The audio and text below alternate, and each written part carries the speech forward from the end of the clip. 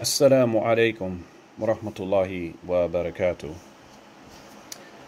Approximately 2 weeks ago, I had a conversation with two of my children, and we talked about nutrition. We talked about what you put into your body and the importance of eating healthy, knowing what you're putting in your body. So, I talked to them about this individual named Michael Pollan, Pollan, and this book that he wrote. Now, this book I had to read for a class that I took in college called The Sociology of Food Processing. And the food was, or the video, or the book rather, the class was about how food comes from the farm to your plate and what happens in between. We're talking meats, we're talking vegetables, we're talking breads, grains, corn, GMO, organic, what makes something organic. I mean, the whole gambit of food processing. And there was a book that we studied, and we had to read the entire book, and we had to write on the book, and we spent quite a bit of time on the book, critiquing the book, asking questions, back and forth, sharing ideas. And the name of the book was called The Omnivore's Dilemma. Hopefully it's not backwards, but you can order the book. This is not a plug for the book, but I'm just showing you the book. And we went through this book in detail. Okay? So my 12-year-old said, "Can I read the book?" I said, "Absolutely." And I gave her the book.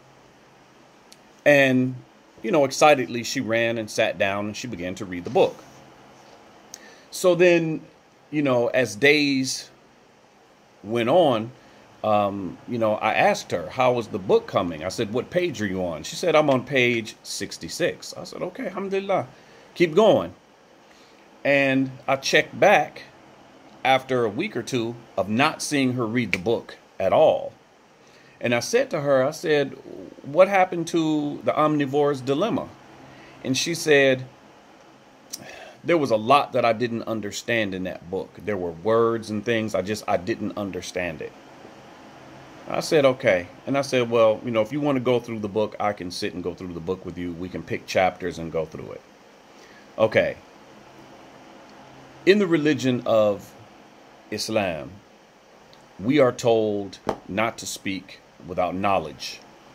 Okay? Don't explain from the hip. Don't explain from personal opinion. That Islam is transmitted from mouth to ear. That's the best way to sit with someone of ilm and fahm, to sit with someone of knowledge and understanding. Likewise,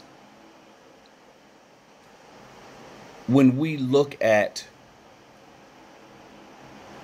issues today that are very complex, that are nuanced, that are layered, and it takes explanation, it takes context, it takes instruction by someone who knows most of the time to really have a grasp on these types of issues and theories and ideologies.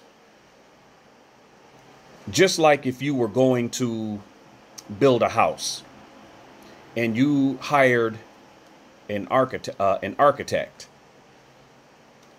and then you said to the architect, "Where did you go to school?"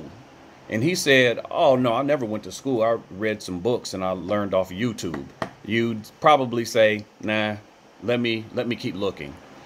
If you went to the dentist and you were going to get dental work done, and you asked the dentist, "Where did you go to school?" "Oh, I didn't. I watched YouTube videos and I read a few books." You would probably not allow him to work on your mouth. If you had a very expensive Mercedes or BMW or whatever car you deem to be exotic and expensive, would you allow your mechanic to work on your car with no credentials? More than likely, probably not. We live in an era now where the internet is the vehicle largely for ignorance. The internet has given anyone with a camera and a microphone the ability to transmit ignorance and foolishness and stupidity to thousands, maybe millions of people. We must be careful who we take our information from. You know, we're told in the religion of Islam, you know, be mindful of who you take your knowledge from or who you take your deen from. It's the same thing with critical issues that we deal with today. You know, be it racism or systemic racism, institutional racism, economics, politics, whatever the case may be. Be mindful of who you take your information from, because any Tom, Dick, or Harry with zero training, no credentials, nothing but I've read a couple books here or there, and I'm passionate about this issue, and that qualifies them to then begin to speak and disseminate information, and oftentimes out of context, not really understanding application, and they mislead people. And unfortunately, many people are media educated, which is problematic because, you know, the internet is, I truly believe, making the people more ignorant, more lost. If you look at back in the day when we didn't have the internet and people had to read books, people had to study, people had to memorize, people had to travel for knowledge, for information, be it secular or religious. It's more respected. It's more, what's the word I'm looking for? It is not only respected more by the person who is gaining the knowledge, because they had to struggle. They had to lose sleep. They had to miss meals, sometimes miss their families, at times travel. They appreciate the knowledge more. Therefore, they retain that information more. And again, when they sit with people who are qualified to teach them whatever the information is, they have a better understanding. But nowadays, again, we have the internet. We have, you know, people who read a book here or there, watch some videos of people that they admire or that they deem to be qualified, and then they believe that that qualifies them to then make videos and mislead the people. And this is something that, you know, I feel like needs to be spoken on. You know, in America, the Muslims, the Salafis in particular, we lived through an era in the beginning where we took from people who didn't really study. Maybe they went overseas for a period of time. Maybe they went overseas, studied the Lugha, the language, and came back and knew a few more words in Arabic than the average person. And then they were given the microphone, given the minbar, and allowed to teach classes or make videos. And then it turned into refutations. But again, we're talking about people who may not necessarily have been qualified to do that. We lived and we survived, and we're, you know, through that time, but we're still feeling the remnants of it. We're still dealing with trying to shake that ignorance and learn that Islam is not binary as we were led to believe. I remember when I came back from Egypt, and this is just an example of how easy it is. When I came back from Egypt, I was sitting in the masjid at a masjid downtown, and there was an Arabic class going on. And I had nothing to do with the class. I can't even remember why I was necessarily in the masjid at that time, because it was evening time. And I had just gotten into town. I'm sure I was there for the salah, but I was kind of early. Anyway, they were given a class. The teacher asked a question.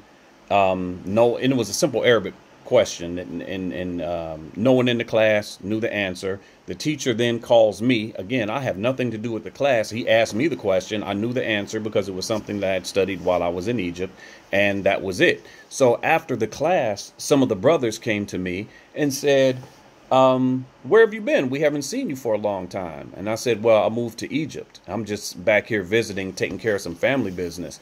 And the first thing they said was, oh, okay, alhamdulillah. So when are you going to give us some classes? Classes in what? What are you talking about? Well, we know you're studying over there, so you should come back and give us classes. Now, they never asked what I studied. I could have been studying glass blowing. I could have been studying camel herding. I could have been shoveling sand. I could have been doing anything. But the assumption is because I went overseas, I have knowledge. I've studied so much. And I said, Akhi, honestly, I can't give you what I don't have. I'm in no position to teach anybody anything right now. So, I have to decline. Oh, come on. I know you studied something over there. Well, I said, of course I did, but I don't feel comfortable sitting up here being someone's teacher at this point. I could have said, no problem, bring all the brothers.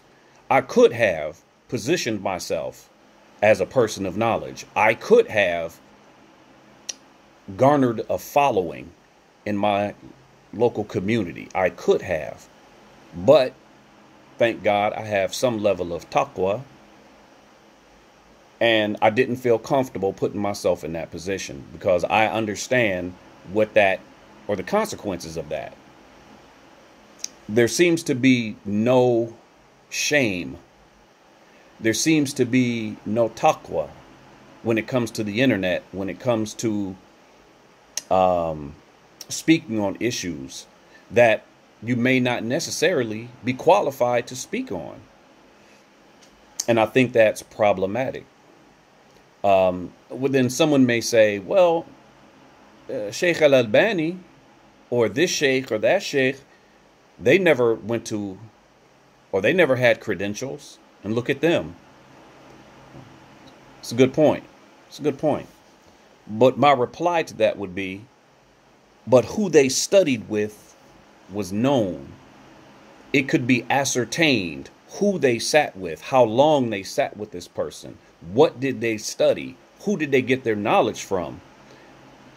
And not only that, but then to be vouched for by contemporary scholars.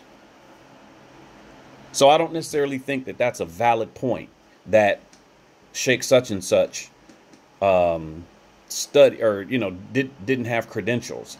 And also keep in mind, this is before the advent of the internet, right? So there was no internet at that time, and who they sat with, who they studied with, how long, what books, all that stuff could be found out very easily. Whereas today, anyone with a camera and an opinion can get on and begin to talk and position themselves as a person of knowledge. And I think that's problematic from a secular perspective as well as a religious perspective. So just be mindful of who you listen to and what you listen to. Someone may say, yeah, but someone with credentials, that doesn't make them, necessarily knowledgeable, and to some degree that can be true. But when you are credentialed, you are tested on the information. You are measured. your level of understanding and competency in whatever you're studying, doesn't matter what it is tested, it's tried.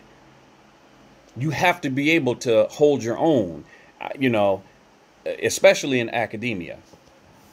When you are involved in academia, especially when you move up to higher ed,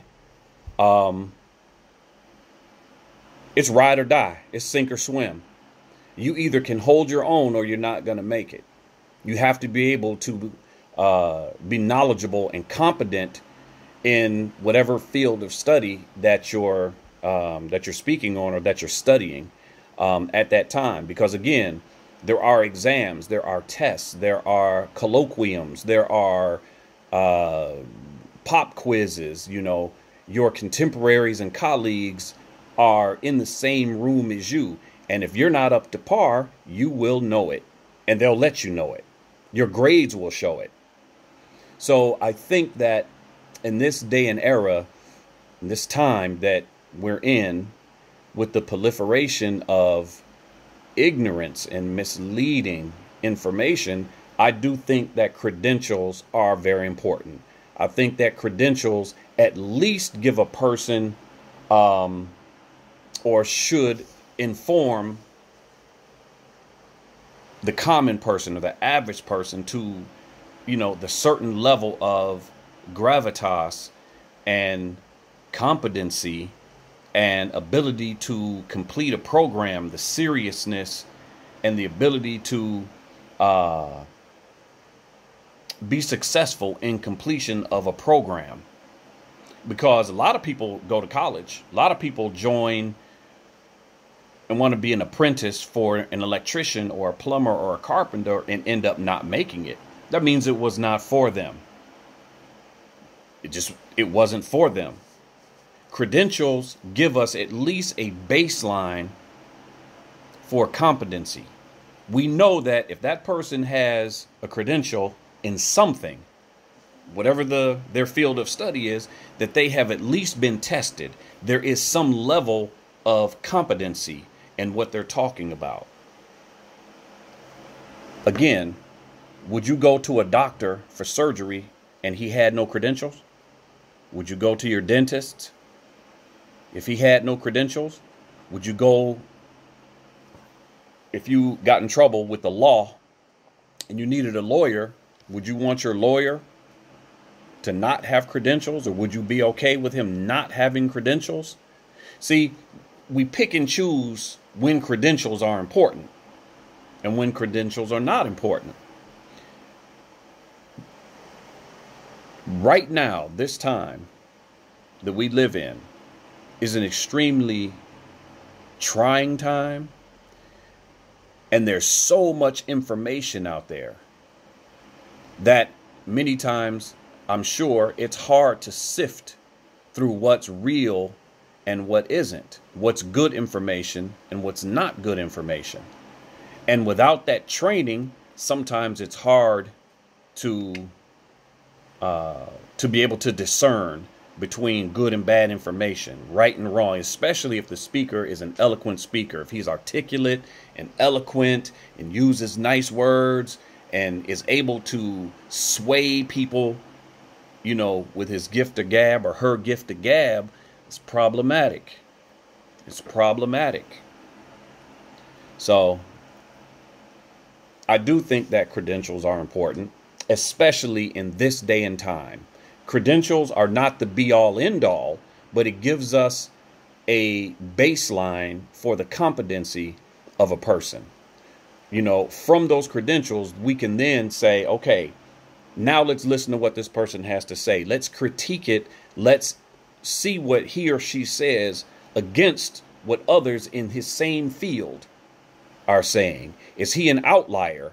Is he all the way out in left field and everybody else is way over there? It gives you a baseline to sort of measure and gauge where that person is. You know, I'm sure that most people from an Islamic perspective would want their imam to be credentialed. Now, let me define or give you a better understanding of what I mean by credentialed.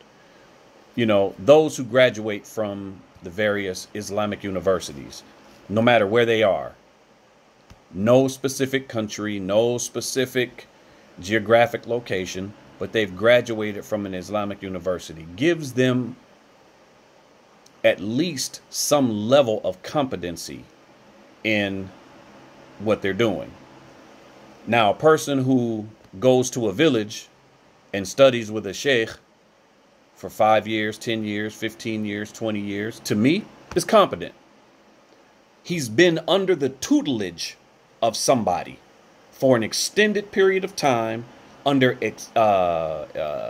intensive study, persevered the rigors of studying and learning and memorization and understanding and context and nuance and levels and layers, all of these things. So I want you to understand that when I say credential, I don't necessarily mean BA, MA, PhD, MD, JD, Juris Doctorate, or anything like that. Although those are preferred. Those are preferred. But that person who's been with that sheikh for a number of years, to me, is competency because he's been under the tutelage of somebody. Likewise, a person who comes from one of the Islamic universities under the tutelage of the curriculum of the university that he came from. When we talk about contemporary issues and issues of concern, we have experts. We have people who are qualified to speak, to explain, and to give context and application. Again, we have issues in this society that are very multi-layered, nuanced, and complex, and, you know, need a certain level of deeper understanding to be able to correctly and effectively pass that information on to people in a way that it's digested properly and they understand it, and then they can go forward and apply it. So be wary of these people who don't have credentials. Be wary of these people who have not spent an extended period of time studying whatever it is they're talking about. Unless it's something, you know, we're talking sports, or we're talking something that, you know, is not really. But when we talk about issues of life and death, when we talk about issues of dunya that require deeper understanding, religion aside, we know that we don't want to take religious information from non-qualified people because, you know, the African Americans, we were subjected to that. The Salafis were subjected to that for the longest time. We had unqualified people. We had, you know, we worked with what we had. Nowadays, alhamdulillah rabbil alameen, we have qualified teachers. We have many brothers who have gone to various universities and studied in various villages and are qualified to teach Islam. You know, the same thing with sociology, with psychology, with chemistry and science, and, you know, whatever the case may be. Qualifications are important. We are more and more so in a credentials-based global society. Credentials-based. I mean, no matter how much we want to deny it. Real quick, before I finish this, when I was in Egypt and the revolutions were going on, and I began to, and at that time I had no degree. I just had a TEFL certification to teach English, and a TEFL is, you know, not very much. As the revolutions were ramping up, I began to look at other countries to see, you know, if need be, where can I go? And every country required a bachelor's degree at the minimum. Every country that I looked at. Now, I'm not looking at third world, you know, poverty-stricken countries to take myself and my family to. I'm looking for countries that will give me, you know, a decent quality of life and afford me the ability to provide for my family and study and, you know, live a good life. All of them required a degree. So as much as we may want to downplay credentials, credentials are global. You want to go work in the Khalij area? Good luck without a degree. Unless you know the king or one of the princes or somebody in the family. Very difficult. I'm not saying impossible. I'm saying extremely difficult to get a work visa and you have no credentials. And credentials, just to take it a step further, are not just relegated to academic. If you are a plumber, want to be a plumber, want to be a carpenter, want to be an electrician, some type of mechanic, alhamdulillah, but become a master mechanic, become a master plumber, become a master carpenter, have the highest credential in your field of study or employment that you can get. Go as high as you can. Again, credentials and education are not relegated to just college or just school as we understand school. But trade schools, those are credentials. You know, a mechanic who works at the Mercedes-Benz store, he's credentialed. He went through whatever course that the mechanics need to take in order to get his credential to work at that Mercedes dealer. Hopefully my point is clear. So with that, I will end. Barakallahu feekum. Jazakum Allahu khair. Assalamu alaikum wa rahmatullahi wa barakatuh.